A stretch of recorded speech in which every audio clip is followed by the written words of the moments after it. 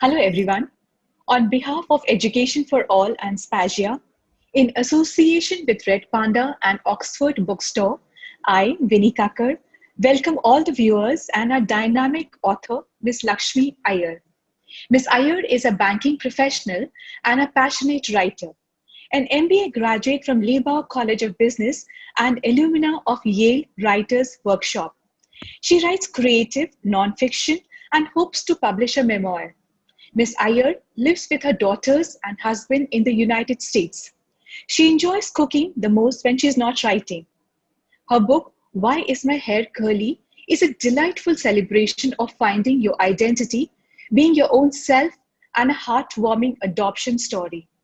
Her admirers are 8 to 12 years of age, middle school, and all avid readers. Ms. Iyer takes on serious issues with light-hearted flair. The illustrations in her book are created by Nilofer Wadia, which have R.K. Narayan-like vibes to them. Ms. Iyer very smoothly deals with subtle nuances like how a random word of kindness or a smile can leave a positive impact. We wholeheartedly welcome Ms. Iyer with a smile to take us through her writing.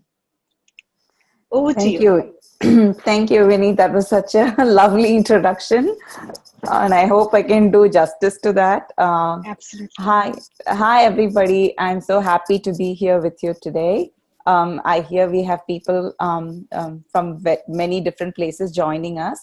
I hope you all had a good day. What I'm going to do today is talk a little about my book. Then I'm going to be reading a few passages.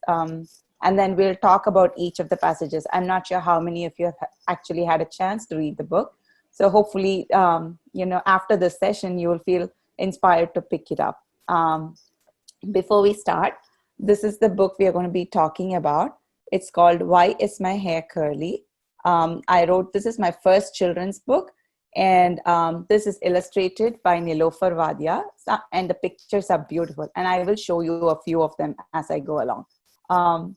So I'm going to get started right now and start with the passage from the book.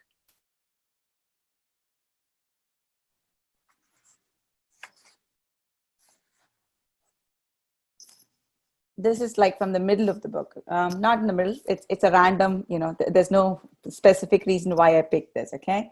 Avanti, I don't like to talk about it. Why don't you go and make friends with the girl standing by the door? Amma suggested. Avantika looked up and saw the girl Amma was talking about. The girl, who seemed to be the same age as her, was standing at the end of the coach, near the train door with, "I'm bored in this train" kind of look. "Amni, come on, let's go." Avantika grabbed her brother's hand and walked up to the other girl. Just as Avantika was wondering what to say, the girl spoke up. "Where are you going?" she asked, and without waiting for them to answer, said, "I'm going to Chennai." She seemed to be the bossy type. "What are your names?" she asked. Avantika couldn't help herself. "Why don't you tell us your name instead of waiting for us to reply?" The girl was taken aback. "Oh, I didn't mean it that way. My mom always tells me I talk too much. I'm Biba." She struck out her hand. Avantika took it while Avnish kept staring at her. "Where do you live?" Avantika asked. "America. My grandparents live in Coimbatore. We are going to visit my cousins in Chennai. How about you?" "Oh, Avnish and I were visiting my father's family in Coimbatore. We are going back home to Chennai. School starts in a week. I have 2 whole months of vacation left. I'm usually bored and dying to go back to school by the time it ends." "Me too." "I really like your hair. It looks beautiful," Vibhagash. "Really? No one has ever said that about my hair. I usually only get complaints from Amma and a bunch of folks tease me about it." "No way. It's so lovely. I wish my hair was curly." Just as Avantika blushed and searched for something appropriate to say, Vibha's mom came looking for her. They left, and Avantika suddenly felt the need to write this down in her journal. "Dear Diary, today I made a new friend, Vibha. She actually thinks I have lovely hair. She's the first person to say that. I don't know how to feel about it. I mean, my hair is the kind that no matter how much you pull at it with a comb or a brush, it will always bounce right back like a spring. But imagine she still liked it. I'm happy, of course, but But I also wish I had hair like Amma and Avnish.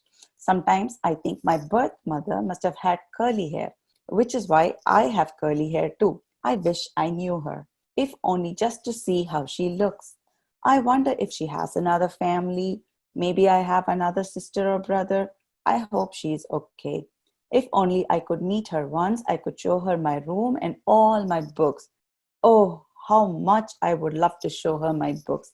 Sigh, some things you can only wish for. The holidays have been good. Party was the best, as always. We were horrible. Nothing new there. Chitapa got me a new watch. Yay! I have a stack of Amar Chitrakatha books from Tata. He said Appa used to read them when he was little. I can't wait to go home and read them. I wish I could read them now, but it gives me a headache to read on the train. Actually, writing this is also making me feel weird. Okay, bye. Love, A. So this passage is from the beginning of the book where Avantika and Avnish, they are brother and sister. They're returning home from their summer vacation to their grandparents' house. So and on the train, Avantika and Avnish meet this girl, Vibha, and she's just somebody that they meet for like a few seconds and then she's off. But that small encounter makes a big difference to Avantika. As you heard me read, she thinks about what Vibha said about her hair. Her hair obviously is a big part of Avantika's worries. She has this huge, really big bushy hair, and nobody in her family has hair like hers. And so when a passing stranger tells her that her hair looks lovely, it makes an impression, so much so that she writes about it. And then there's another part of what I read where I talk about how Avantika and Avnish are adopted.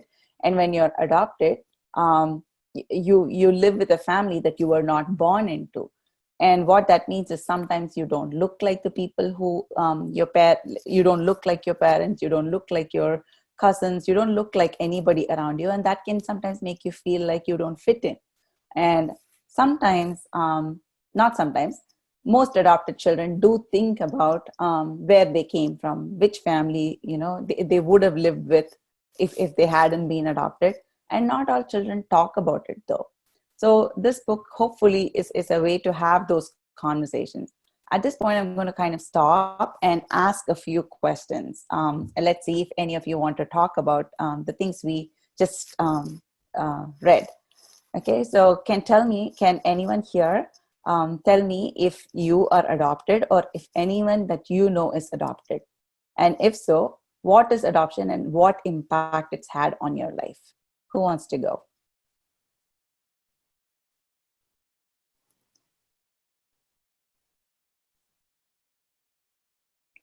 Since I can't see videos, I have no idea if anybody's participating.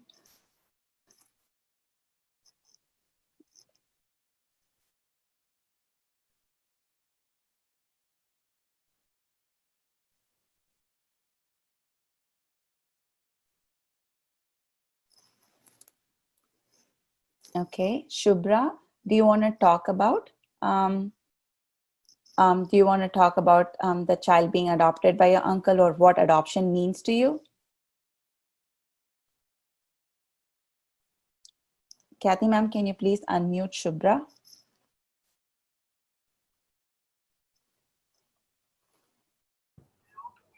Hello. Hi Shubhra. Hi, ma'am. Yeah, can you speak up a little? Your voice is really low. Can you hear me? Hello. Yeah, so tell me, how has adoption impacted your life? What is adoption and what are your feelings about it?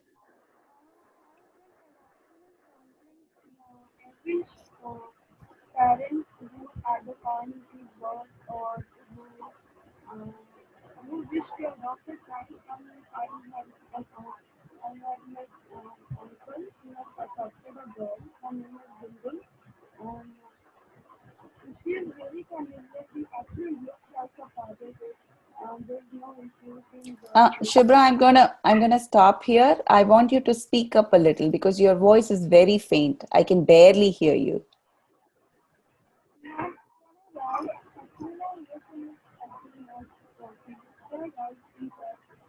Can I write in chat? Can I write in chat box because my earphone is Yes. Yes, you can write in chat box and I can read it out. And while we wait for Shubhra to talk about her experience, is there anybody else who would like to speak up?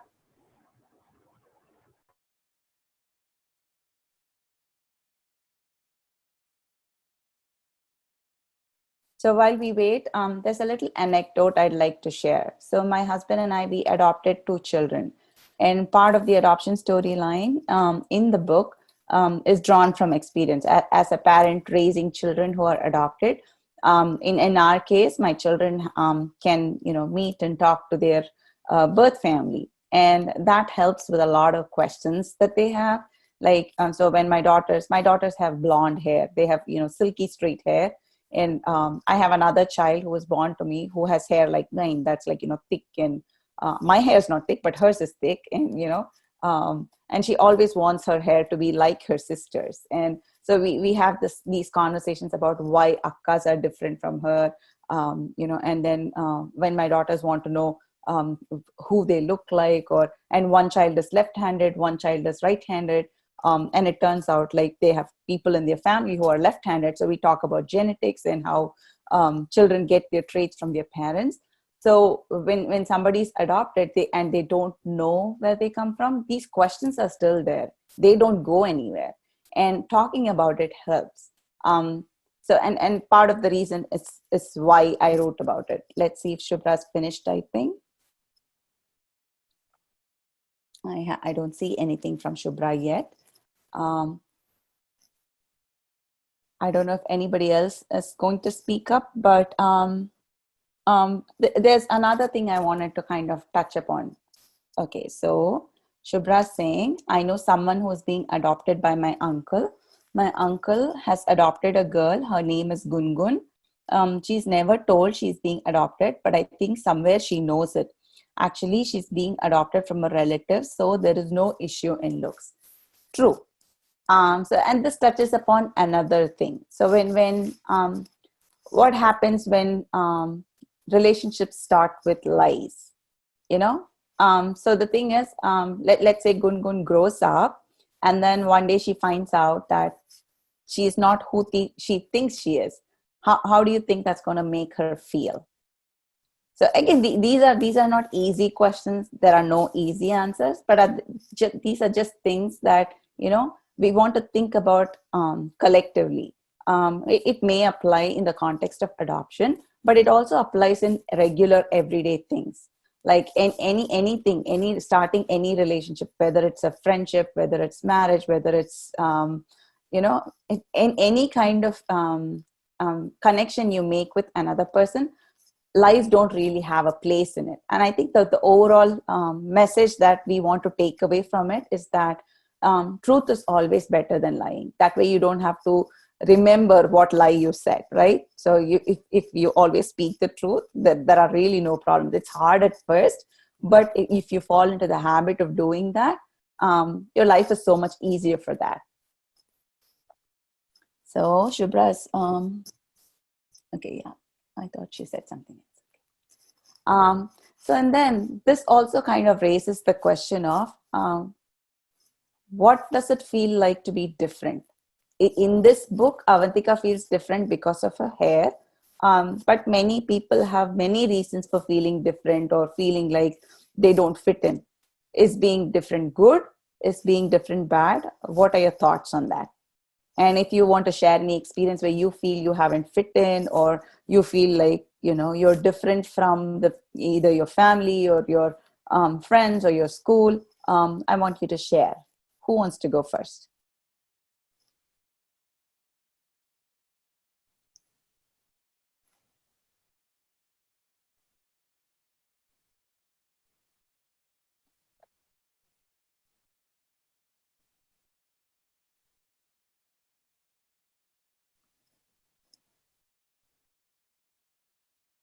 Okay.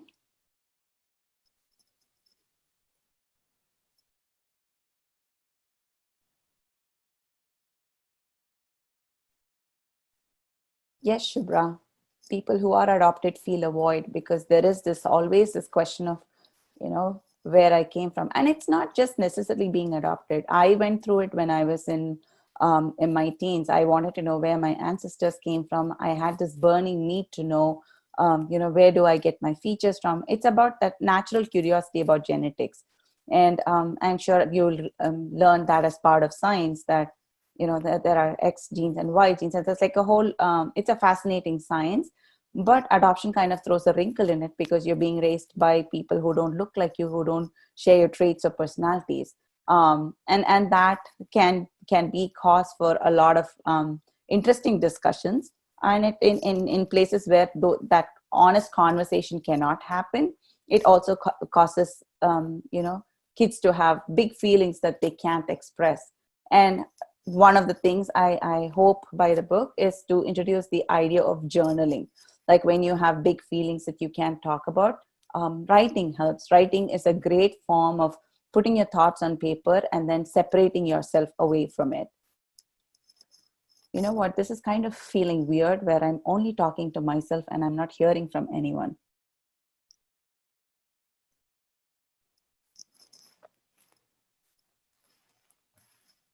Miss Kathy, do we have anyone who wants to talk about feeling different? No one has raised their hands.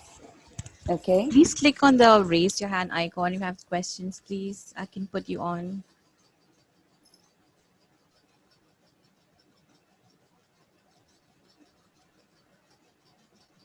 Maybe this format is not working. What I'll do is I'll go ahead, I'll read the other passages, and we kind of open up the floor for questions after. Okay. Because I just feel like half the time we're just going to be waiting for somebody to respond. And in the meanwhile, if anybody has any questions about what I'm reading or the kind of topics that I'm raising, I want you to type in the question in the chat box with your name. So then at the end, Miss Kathy can unmute you in order, and then we can take questions and talk about some of these topics, okay? So the next passage I want to talk about, this is again something I talk about to my children all the time. So again, I'm starting from the middle of a chapter, so it might not make a lot of sense, but hopefully it will raise some questions that we can talk about at the end. Aha, this is it. She is new to the neighborhood, Avantika thought as she got off the bus. She resolved that she would be friendly and wave to her if she saw her again. Avantika didn't have to wait long for that.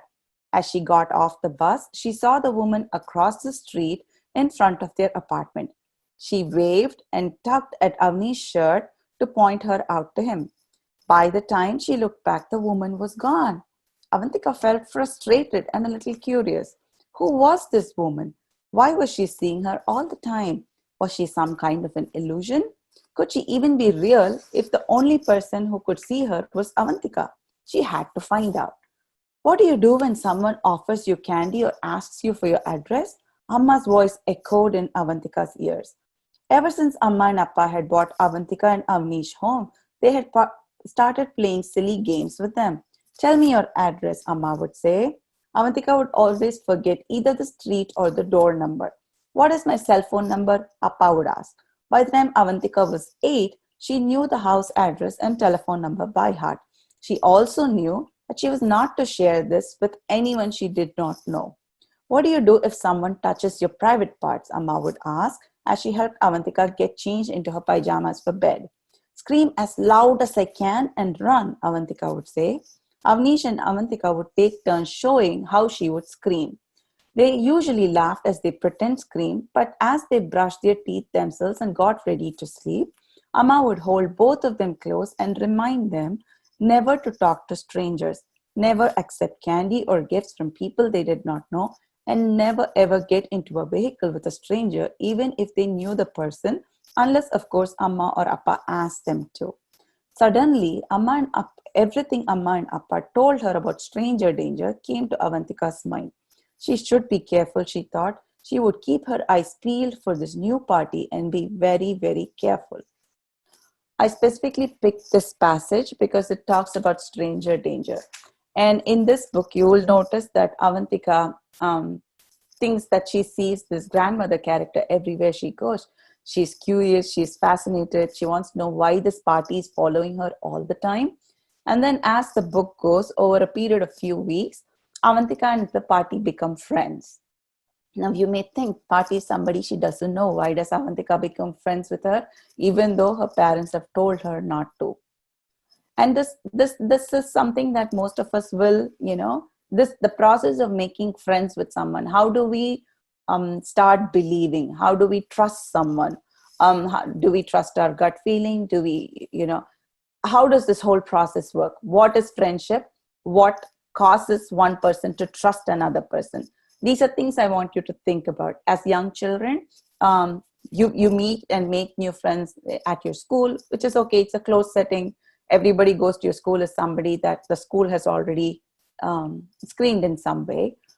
You make friends while playing in the playground. That again, those are situations when you meet people in public places where you may or may not always have your parents or somebody, an adult with you. How do you determine it's okay to make friends with a person? If they're your own age, how do you do it? If it's somebody older than you, if that person is a different gender, these are things you have to think about. And I invite questions, and I want you to share experiences from your life. What do you think friendship means to you? How do you trust people? How do you make the decision to become friends with someone? So, and as always, like if you want to share something, please type in the chat box. So Miss Kathy can then, when we open up the floor for questions, we can talk about these issues. I'd love to hear from you. Okay. The next passage I'm going to read.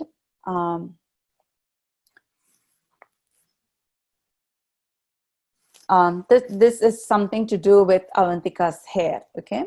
I got your letter. It was lovely, Party said affectionately. There was a time when I used to write long letters. I haven't written many over the past few years, she said wistfully. Why, Party? Avantika wanted to know. Oh, there's no one to write to these days. Well, you have me now. Yes, I do, Party said and tried to ruffle Avantika's hair lovingly. You really need to get your hair brushed, said Party, and she looked critically at Avantika's hair. As they sat down on the bench, Party did something out of the ordinary. She let her hair down, and it came cascading down her back in waves. Just as she did that, the tiny wisps of hair around her face curled up and formed a halo just like Avantika's did.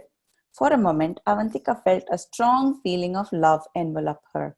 She felt a sense of connection to the strange lady with hair just like hers. Avantika's mind raced. Perhaps her birth mother and grandmother had hair like hers. Was that why she felt a connection to this party? If only she really was her party. Shaking her head as if to clear her thoughts away, Avantika gazed with longing at Party's hair. It indeed was magnificent. Thick waves cascaded down her back. Tiny wisps seemed to trap the evening sun in their grey strands. For all she knew, Party could be a warrior character in her Amar Chitrakatha books, the way she looked now. Did Avantika ever look like that to another person? Was that what Vibha meant when she said her curls were gorgeous? She deliberated. I'm going to pause here. So in this part is about where Avantika, who already has, big feelings about her hair and the way it looks and the way she thinks it makes her stand out. All she wants to do is for her hair to be sleek and shiny, for her to be able to fit in with her family, fit in with her friends. She doesn't want to struggle with her hair every morning. And then when she meets this party in the park, and this party has hair just like hers, there is for a moment she feels like, I wish this was my birth grandmother. She wishes that she was connected in some way to this party because she yearns for that thing that would explain her fixation with her hair. And I think that most of us, in my case, right, I'm going to share a personal story. So growing up, I was this child who loved to read. There was nobody in my family who read as much as me. So every evening I would come back from school. So again, you have to remember, I grew up in 70s and 80s India. So there was no, at least in my house, we were like solid middle class family. We didn't have a TV. We didn't have a fridge during that time. So the only things we had were books, and that too not my house. So I had this friend who lived across from me, and every evening after school I would run to their house, and they had like a bookshelf like this, and they had, you know, pretty chairs in their house, and I would just sit with a book and curl up until it was time for dinner. And there was this, you know, innate need in me to find out who in my house had this love for reading. Why was I the only person? I grew up with like 4 other children in my house. I have a brother and a sister, and my cousins lived with me, so we were 5 kids. And all the other 4, they would run around, play, they would be physically active. But me, I didn't like sports. I was just into reading all the time. And later I found out my mom actually loved to read. She just didn't have the time to read growing up. So it was such a relief to know that I was not strange, you know. There was this something that connected my mom and me. She was an avid reader. I just didn't see her doing it growing up. But just knowing that made me feel better. This is a simple thing. But sometimes you can, you know, you may feel different. Maybe you are the darkest one in your house, or you're the fairest one in your house. That somehow sets you apart. And then how do you deal with that need to fit in? Acceptance is a human thing. Like, everybody wants to be accepted by the people around them, and acceptance can take many forms. So those are things, again, I want you to think about, reflect on. And you know, if you want to share stories, I'm all ears. I'd love to hear your stories.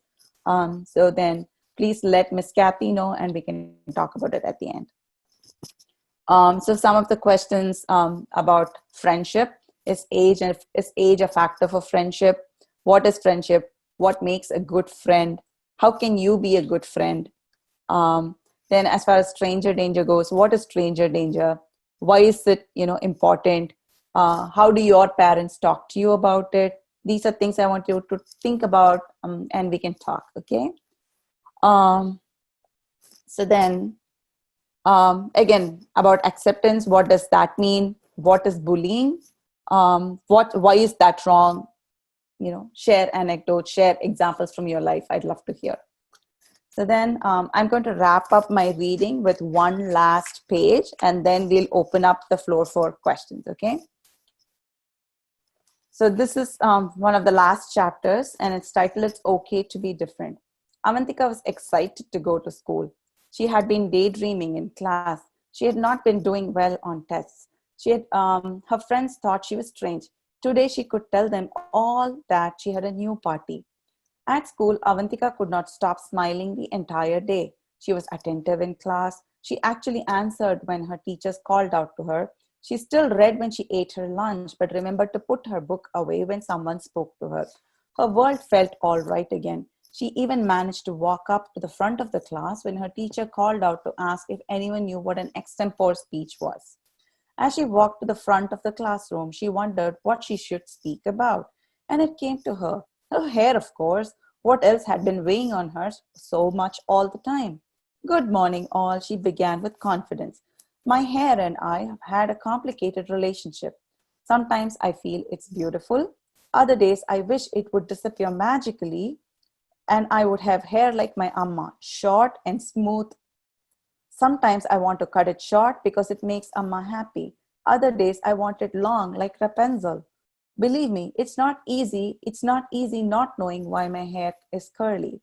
Some of you may already know that my brother and I are adopted. Being adopted means that you're aware of being different. That my hair is so different from the rest of my family made me focus on it so much more. I kept thinking if only my hair were different, say like Shruti's, then all my problems would go away. I would fit right in, no one would tease me about it, and I wouldn't have people trying to put pencils through my hair or call me Sai Baba or Medusa. Today, though, I think I finally made peace with my hair. It is who I am, whether curly, unruly, messy, or gorgeous, as some people seem to think. This is what I have. This is who I am. Today, I am accepting who I am the way I am. Avantika beamed, knowing for once that she had not stuttered. She had actually said what she wanted to say, and even if only she thought so herself, she had done well. I'm going to stop with this. This passage comes towards the end of the book where Avantika makes peace with her hair. And she understands that her hair is who she is, and it may or may not have a connection with her birth family, but it doesn't matter. So at this point, I'm going to kind of open it up for questions. So if anybody wants to speak up, now is your chance.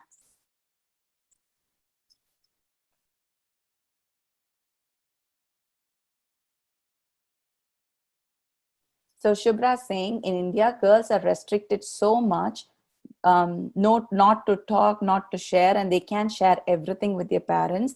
And some way it affects their mental health. Absolutely, Shubhra. And I'm glad you bring this up. So see, I grew up in a very restrictive family environment. There were so many rules about what girls could do, could not do. And one of the ways I found around it was to write. So I had every year my grandfather would get these um, diaries with dates on them. You would have a date and then blank space under it. Banks and usually stores would give them out for New Year. And every New Year without fail, when my grandfather would get the diary for that year, he would give me his old ones. Sometimes they would be empty, sometimes they would have some stuff written in it. And I used to keep these diaries for a long time, and I would write, I would date, I would put time, I would say, just like Avantika does, I would say, dear diary, I would write how I feel. And what that helped me with was give me clarity into the kind of things I wanted to talk about, the things that were hurting me. I was fat growing up, I still am. And kids would tease me and call me Gundu. And these were things I couldn't really talk to at home because, there would always be something that was more pressing, something that was more important. And these things like bullying is something that at least now I hope teachers and parents are taking it seriously. But growing up, you just kind of learn to deal with it yourself. And this was how I dealt with it. So how can we make the change? So one thing would be like, even though you feel like you can't really talk about everything, you should try talking about the fact that you feel like you cannot open up to your parents with your parents. I want you to take the time to sit with your mom, sit with your dad and tell them, hey, I'm going through this at school. I know you feel like I shouldn't be telling you this, but I think it will help if we had a conversation. That's a start.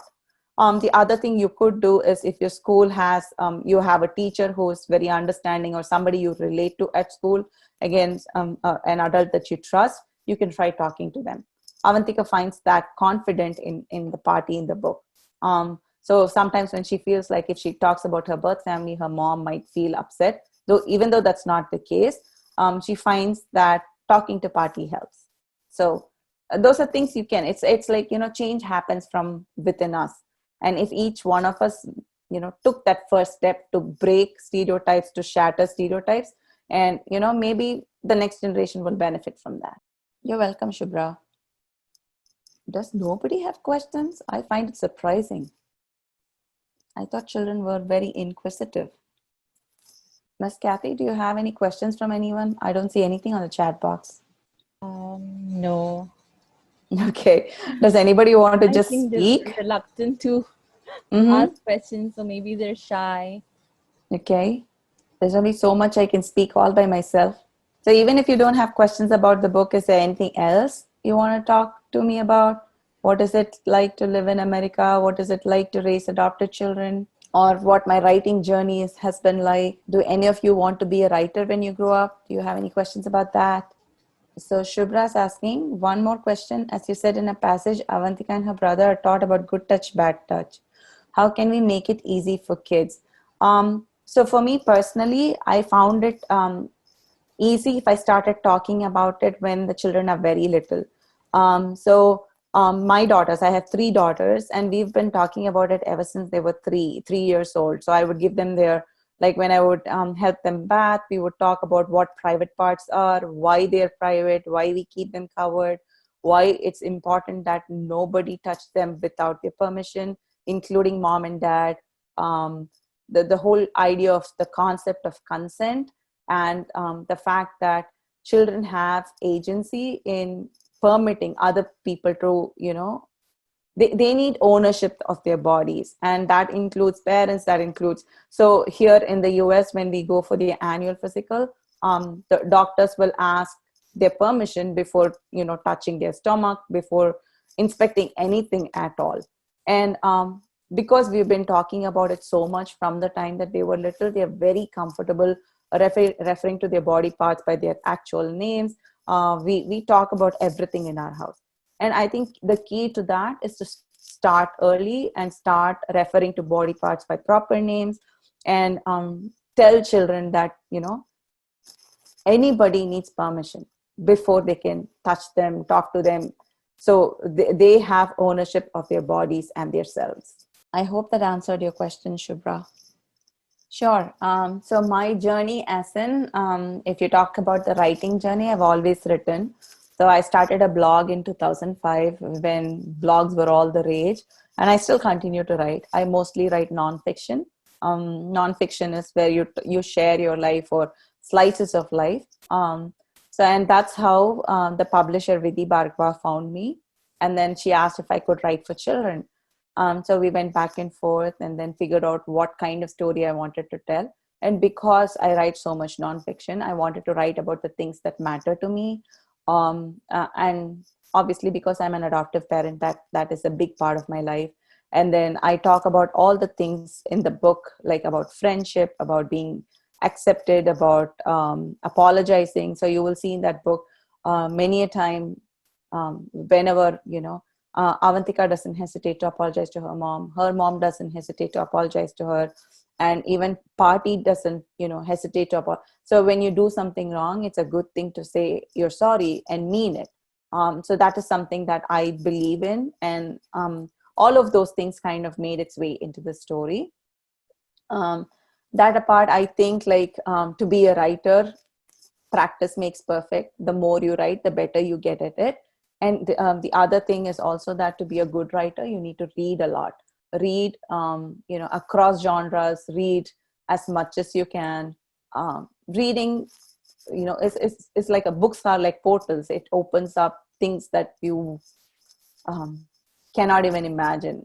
As a child, I grew up reading about books that were set in England, in America. So even though I lived in India and had no idea about these places, just reading about it, I would imagine these places. And it's a wonderful way to, broaden your knowledge. So I highly recommend reading. I see there is something in Q&A. So Golpo Nodi is saying, ma'am, my goal is to become an author in life. While starting a story, how can I make it interesting but not too long? I love to write, but whenever I write, it gets stretched too long. This is a great question. See, the thing is, when you start writing, one of the first things people say to become a writer is to get started, get the words on paper. Don't worry if it is too long. The first draft is basically getting the story on the paper. Then you kind of go through with every passing iteration. As you keep reading the story that you have written, you will make changes. You will notice when, there are repetitions, and then the process of editing is cutting away the unnecessary things. So in the case of this book, right, I wrote this book in 10 days. But you know how long it took to get it to the final form? 3 months. 3 months of, comments back and forth. Get other people to read what you have written, so they can point out, if something doesn't flow right, if there are, problems with the structure. That is like, building your own writing group is a great idea. So you can trade your written notes with each other and help make the work better.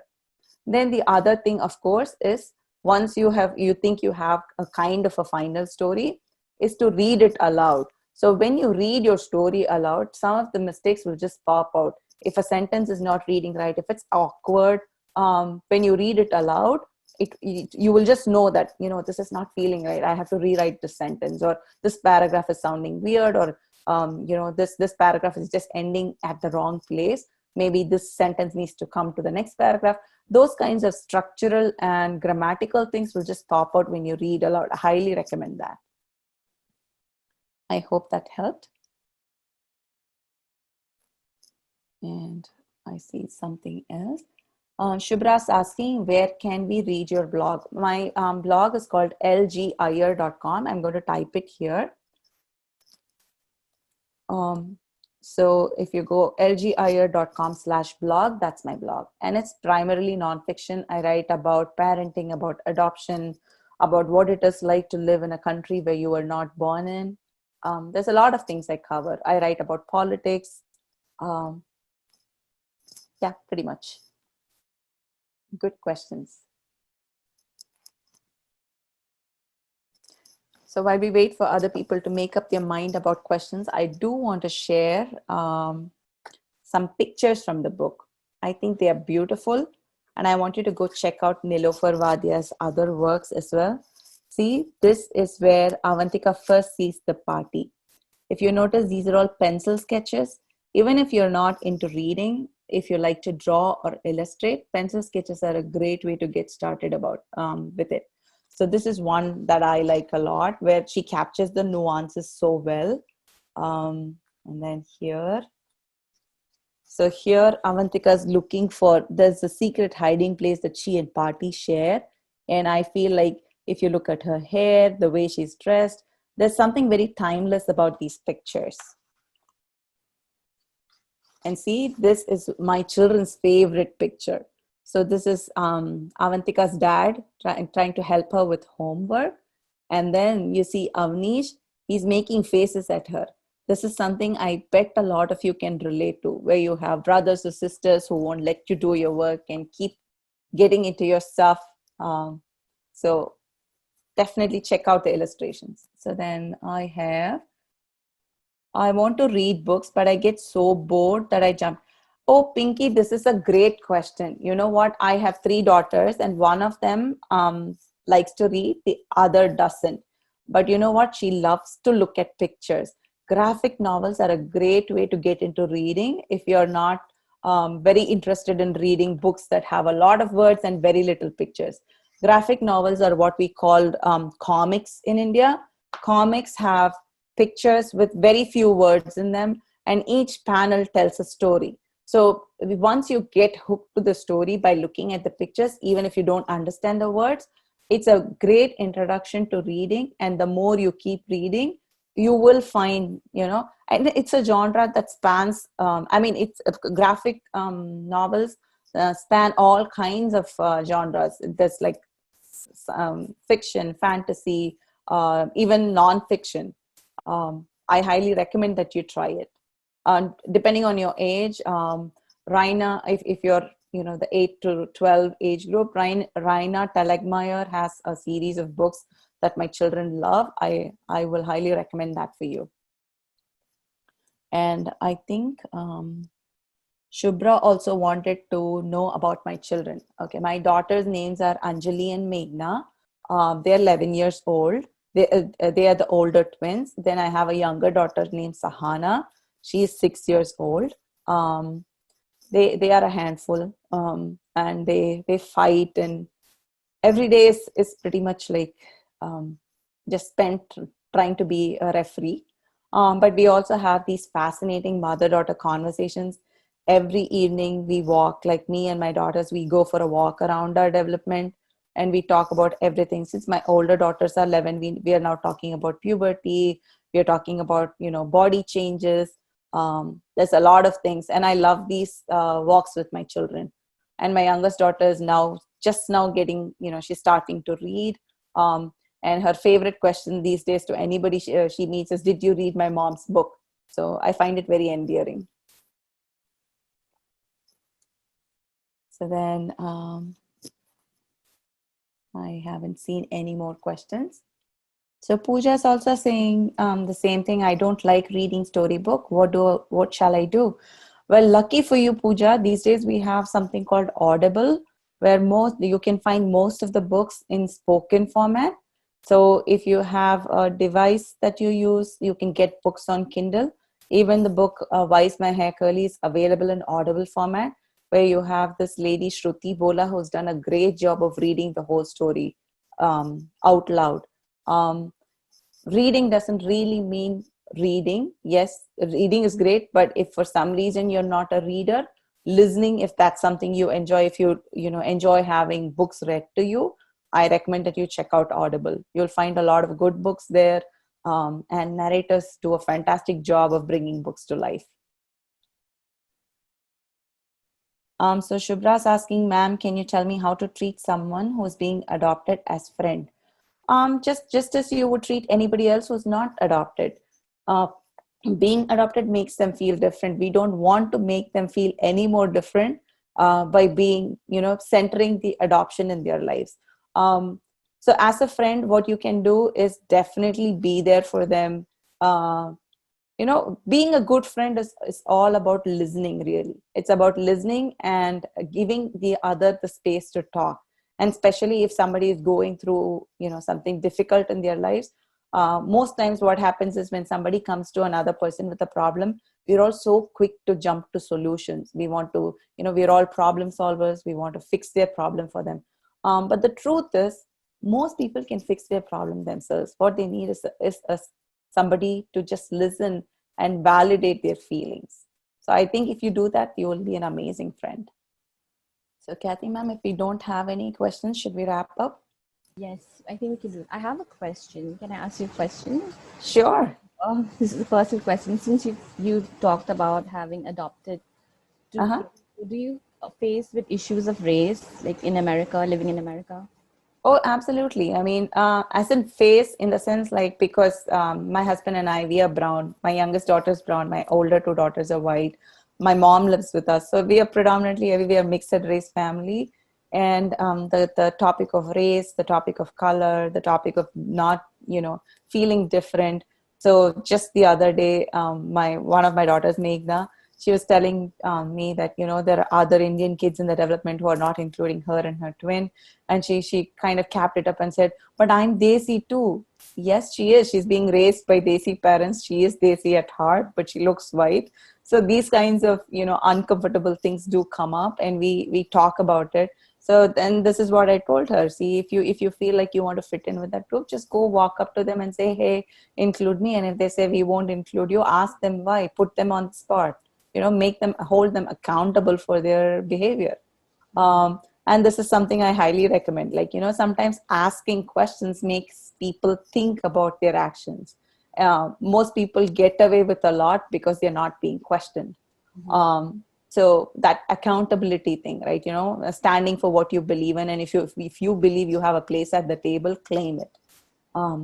That is one thing. And then the other thing, because we live in America and Black Lives Matter is a huge and happening thing in our lives, and the fact that we are parents of color raising white children, even though they are just 11, we talk about the death of George Floyd. We talk about the history of slavery. We talk about their ancestry, and why they are born with white privilege, where they can walk in and they will have advantages that their sister will not.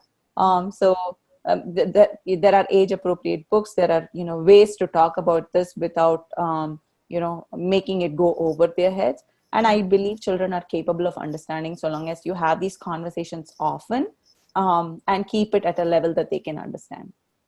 Right. And I think it applies. I mean, here in the US, it's race. In India, it's caste. It's given everything that's happening around us, I think it's a great thing to tell children that asking questions is a good way to get started. Question everything around you. If something doesn't sit well with you, ask. Absolutely. So I think we'll have to wrap up. Mm-hmm. So I just want to thank you so much for being here for today and for such an engaging session. And on behalf of the Education for All Trust, I would like to thank you for giving us a sneak peek into your life, your writings, your valuable lessons. And you're really fantastic. And this will be a very special one for all of us lucky enough to be here. So I want to say a special thank you to Ms. Vini Kakar of Spaja Foundation as well, who took out time to be with us today. And of course, to our partners who were involved in putting this together, Red Panda and Oxford Bookstore. Last but not least, a big thank you to all our young friends who attended the session today and for all your questions. You will also be receiving a copy of the book Why Is My Hair Curly shortly. So thank you so much, everyone. Have a great day ahead, and we look forward to many more sessions again in the future. Yeah, thank you so much, Kathy. It was a pleasure being here. I will leave my email in the chat box. So those of you who feel comfortable sending me questions over email, I'm happy to take them and answer you. Or if you read the book and you want to, give me feedback about what worked for you, what didn't work for you, I'd love that. So feel free to reach out. Thank you again. The pleasure was all mine.